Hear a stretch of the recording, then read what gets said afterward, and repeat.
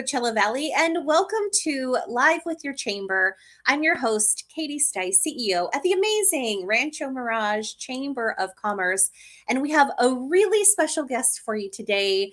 A hint is the color of my name banner over here, but I'm going to bring our guests right in because we're going to be talking about the Alzheimer's Walk coming up later in October. Please welcome our guests today, Courtney Weir, Regional Director, and Sylvia Barron, Event Chair for the Alzheimer's Association. Welcome, ladies. Yay! Hi, thanks for having us. Oh my gosh, we're thrilled that you're able to come on and just talk a little bit about the walk that's coming up and where proceeds go. I mean, really just all of it. But I'd first just like to, why don't you tell our guests a little bit about both of you? You want to start? Absolutely. Sure. I'm Courtney Weir. I'm the Regional Director for the Alzheimer's Association here in the Coachella Valley. And I have been with this wonderful organization for almost 6 years. But the organization has been here serving our desert families for almost 25 years. So we really have very deep ties into the Coachella Valley and have been, serving this community and our Alzheimer's and dementia families for so long with programs and services and outreach and education and every, possible service. And everything that we do is completely free of charge to the community. So and it boggles my mind because the suite of offerings is so much. I mean, it really is so powerful.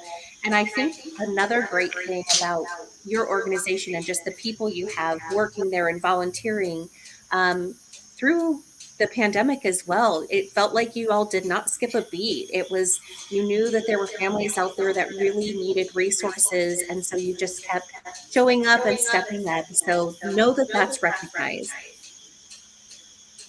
Yeah, thank you so much, Katie. You also such a community champion during that tough time, and you and I were in contact so much, kind of crying on each other's shoulders. It was a very difficult time for our Alzheimer's community. They were hit particularly hard, of course, by the pandemic because of their age, the demographic.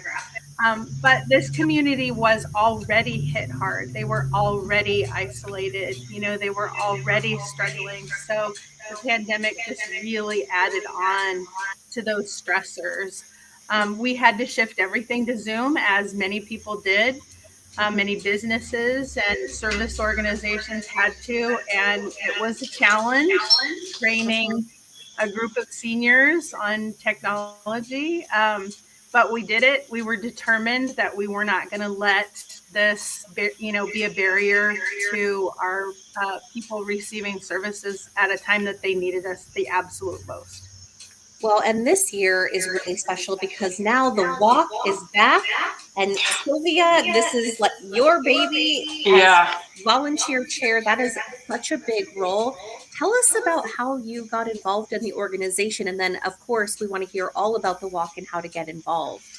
So my involvement in the organization began because of a personal nature. My father did not have Alzheimer's. He had vascular dementia. And unfortunately, in that time, I knew of no such resource. I just kind of bumbled along and worked with the doctors and caregivers that did their best. They were not as educated about Alzheimer's or dementia and what the reactions or the suffering that patients go through when they're not understood or when they're confused or when they're afraid because they're on the brink of understanding that they have something wrong in their mind, but they can't quite piece it together, or they've lost a snippet of time because they've forgotten it.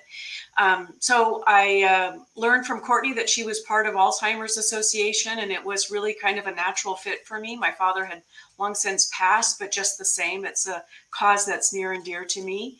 So I've been involved now for about, I guess I'm going to at some point move into my 5th year, but this will be my 4th walk chair. Oh my gosh. And it is really something, it's truly counterintuitive. When people think about a walk for Alzheimer's, it can be such a in so many ways disheartening or dispiriting type of illness, but the event itself is such a celebration. It's truly a celebration of what caregivers do, what families caregivers do, about what the community supporting Alzheimer's patients and caregivers, what they do. And it's just really a wonderful thing. I've learned so much separate from the walk itself. I've learned so much about how to communicate with people that have dementia, about how to broach the subject with medical professionals or other caregivers that may not have any kind of training or access to the wonderful information that's out there through the organization. And I am also, just such a proud supporter of all the programs. It's all free. I mean, that's the thing that just stuns me. All the work that we do with our walk to end Alzheimer's, not only does it raise money for research, which of course is the bedrock of what we're going to do, because we've got to get to that white flower where there's the first person who's cured from Alzheimer's. We've got to get there. But the idea that a good chunk of what we work so hard for stays here in the Valley to make programming available for free to caregivers, to those suffering, to the family members. It's truly inspiring, and I'm really glad to be a part of it. Absolutely. Really, really remarkable organization. We're so happy to have powerhouses like yourselves heading up the organization. And for folks who are just looking to get involved, for everyone who's out there watching, you can see there's a ticker. That is the website where you absolutely can go there. All the information. But what ways can people get involved right now? Are you still looking for sponsors and walkers and teams and volunteers? Incredibly supportive of the Alzheimer's Association. I mean, we could not ask for a more welcoming and generous, Katie, the Coachella Valley is just, bar none, the most generous and supportive community. And the walk to end Alzheimer's is no different. Like, it's such a wonderful way to experience the Alzheimer's Association mission fully, everything that we do. And that includes the incredible community support that we have, both corporate support from large, corporate sponsors like Desert Care Network and Eisenhower Health and, other companies like that, but also the families. You see families that are rallying around a loved one, a caregiver, that are celebrating the memory of somebody that they lost. And they feel this sense of being supported and being seen, because Alzheimer's can, as I mentioned, be very, very isolating. So it truly is a very celebratory, inspiring, upbeat morning. It's really fun. Oh, I love that. And we got a chance to talk before we went live, and it looks like the timeline is maybe like an 8 o'clock, kind of the festival grounds open. Walk me through the timeline of the day. Yeah, you have that about right. You can arrive around 8 o'clock. The programming is, starting up right around 9 o'clock, where there are tents for people to, walk around and enjoy what's there. And then the walk will get going right around 9:30 or so, maybe a little bit later. It's really, there's different areas for people that have raised certain amounts of money. Our champions area, there's our event experience area, our promise garden area where you can get flowers just like Courtney has behind her. And then there's a little area where you can get some, breakfast. And then there's a spot where all of our sponsors are, where you can get literature about the various companies. And there are so many sponsors that have, for lack of a better way to say it, skin in the game. They deal every day with people that have some form of dementia. And so they want to make sure that they are supporting our mission and making sure that they have the best information available. And it's really a terrific way for people that are walking this journey to feel like they're part of something bigger, they're part of a large community, and that they have at their disposal information that they can pick up and chat with someone who would support them in the way that they need. And that's probably why, I'm just thrilled that it's back in person as well, because I think a lot of those conversations that people have, maybe to ask that question that they've been meaning to add. I mean, Right. but it's right there, and you've created this atmosphere of hope and excitement and a Yeah. future. There's And balloons and yeah. music, and it's really very festive. Truly, it's festive.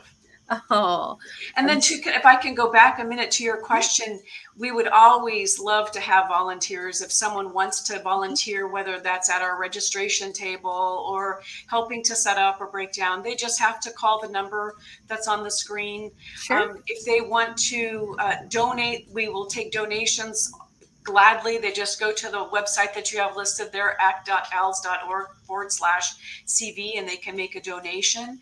If they want to join a team or create their own team, there's still time for all of that. We would welcome all of it. It's never too late. Fantastic. So, for everyone who's out there watching, Walk to End Alzheimer's is going to be October 29th, 2022. It's at the Palm Desert Civic Center Park, which is such a great home right in the center of the entire valley. And as you've heard from our guests today, Courtney and Sylvia, there's still plenty of opportunities to get involved with sponsorships, volunteering, or, of course, walking, putting a team together, whatever it might be. It's a really, really special organization. And like I said earlier, just we're really lucky to have folks like you leading these efforts and making sure that it happens year over year in the Valley. And Courtney, you and I got to talk just before we went live as well. And is it your MC that's going to be Jeff Stahl? Is that right? Yes. Again, this year, we're so fortunate. KESQ and CBS2 and the station manager, Jerry, we have such a great relationship with them. And Jeff Stahl, once again, is going to be our event MC at the walk. We're so excited about that because he's such a wonderful guy and he does such a great job, as everybody knows. And I wanted to mention, too, the flowers behind me. These are a really important part of the walk. And this is really kind of what sets our walk apart from other walks. Every single participant at the Walk to End Alzheimer's receives one of these flowers. And they come in 4 colors, and each color represents a person's connection to Alzheimer's disease. So if you're a caregiver, you carry yellow. If you have lost someone to Alzheimer's, you carry purple. If you are a person that has Alzheimer's or dementia, you carry blue. And if you're just somebody that hasn't been touched personally, but you're very supportive of our mission, you carry orange. And so it is so wonderful to see this sea of these flowers. And we actually do what we call a promise flower ceremony during our opening ceremony. And it's just magical. It's just wonderful because it makes everybody feel that they're part of something bigger and that they matter. And it's really important and it's wonderful. It's really moving, truly moving. I can feel it. Literally, when you were just describing the colors, I thought, oh my goodness, that's it's a definite I'm not crying, you're crying moment for sure. I really do feel it. I know that both of you just put your hearts and souls into these type of walks, and I hope you know how much the community just really appreciates what you do and why you do it. Why don't you share a little bit about, why, after 4 years, Sylvia, you've been the event chair for this event. Like, why do you continue to step up and make sure that this happens and is so powerful year over year? Well, it's an amazing organization. It's really, truly supportive of their mission, and they are focused on their mission. The other thing that's, in sort of a business sense, over 87%, am I right about that, Courtney? 87% goes to the actual cause, and the administrative costs are low. So when you're donating to the Alzheimer's Association, a massive amount of what you're donating goes directly to the mission, whether that's research or local programming. That's kind of an aside. That's not the thing that necessarily drives me back, but it's an easy thing to tell someone that's considering donating money or supporting us. But I work with Senior Living Options of the Desert, and that has sort of renewed my focus because I am coming into contact daily with people that have dementia or Alzheimer's or Lewy body or some form of dementia. And it's really kind of a tragic thing, because you hear from people, loved ones. My husband was a civil engineer and designed the layout of this city, and the husband doesn't know the wife. Or my wife was a classical pianist or organist. That's another one that I've come into contact recently, played all over England and Europe. And she loves music, but she can't play and she doesn't know where she's at. It's just devastating to see these brilliant people and just everyday people suffering. And they don't know in a way that, in the sense that they're suffering, but the whole world around them does. And it's just such a hideous disease that robs people of their memories and really robs the families of this joy that they had. It moves into this other realm. And so I find myself, at the end of every year, we're all kind of, whew, we did it. We all have that for a moment, but it doesn't take long after that, you start gearing up again in your mind and thinking, we can do this. There's going to be a moment when we do get to award the very first white flower that I mentioned a moment ago, which would go to the person that's the first person that's cured from this hideous disease. And, in my prior world where I worked, I managed several people, a couple hundred people, and watching them having to take time off and lose their time banks and have to take leaves of absences that are unpaid because they can't afford a caregiver, and they have an adult person in their home that they can't leave alone. And so people's lives are being really devastated financially.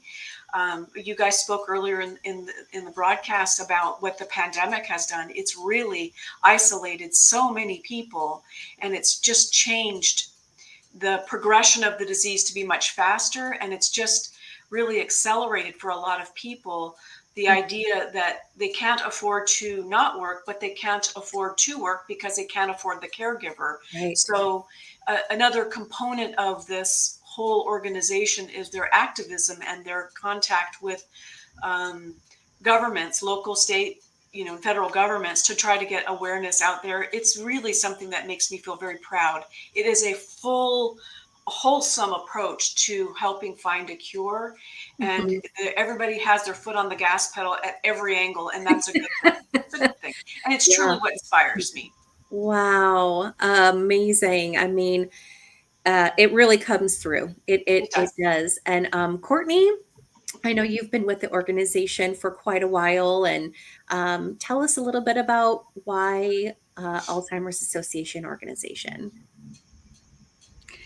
Well, it's just, it's such a compelling mission, and it's really important for everybody to care about because, whether or not you've been so fortunate as to not have been personally touched, it doesn't matter. You will care about this because it's the most expensive disease that a family can bear. So if a person has other chronic illnesses, cancer or AIDS or anything else, that heart disease, anything else you can think of, they can be fairly participatory in their care. And while oftentimes they need, some form of caregiving, they can still be part of decision making. They can still be part of, a functional life. With Alzheimer's and dementia, that goes away. And so that person, that individual will need eventually round the clock care. And that is very expensive. So what is going to happen as our population ages, and this is something we've been seeing over the last few years across the country, and quite particularly in the state of California, is that our numbers are greatly increasing as our population ages. Our numbers of people being diagnosed with Alzheimer's and dementia are through the roof.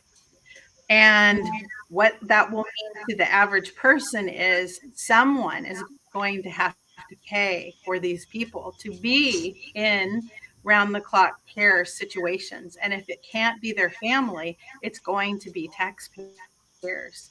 So it's going to affect everyone, and it's going to affect everyone's business. So everyone has a stake in supporting the Alzheimer's Association because, as Sylvia mentioned, a lot of what we do as being part of a national organization is to fund research. We are the leading funder of research in the world outside of the US government and the Chinese government. So there will be a cure. We are getting closer and closer. Just last week, a new medication was announced that is in its third, has just released its third clinical trial data. That looks very promising, has not been FDA approved yet, but it looks very promising to be the first medication that actually will slow down the disease progression and in some people possibly stop it or reverse it. So it must feel incredible. We need research. Yeah. And that drug was initially funded. The research for that drug was funded by the Alzheimer's Association. So it's a very exciting time. Very much so, yeah. And to be able to have your walk just after news like that comes out too, I can just see how it's all really coming together for so many people. And just on behalf of, the chamber and the greater community, we just want to thank you all for doing what you do. Again, it is so powerful. I love to come on and see all the purple everywhere, and to see the flowers and kind of how you all handle this event and spreading awareness and raising funds. It's pretty special to be on the outside to watch it happen. So thank you. Thanks to you both. And we'll look forward to seeing everybody out there. The website is right on the screen. You've got the date on the screen as well, October 29th. Please make sure to come on out and support our walk to End Alzheimer's. And ladies, thank you so much for joining us today and sharing. Really appreciate it. Thank you, Katie. Thank you so much. Thank you so for much. always being such a great supporter. Oh, of course. Anytime. We'll see you guys soon. Take care. Great. Thank you. And thank you so much for joining us today on Live with Your Chamber. We so appreciate it. This show was really brought to you just to help bring the community together. And I think that's what we did today as well. Hopefully you can come on out and support the Alzheimer's Association, get involved in a walk, bring the family out, be a sponsor, really help the cause if you can. And thanks so much just for supporting the Chamber of Commerce and who we are and what we do. If there's a way we can help you, your business, please don't hesitate to reach out. That's what your Chamber of Commerce is here for. We look forward to seeing you all again soon. Take care.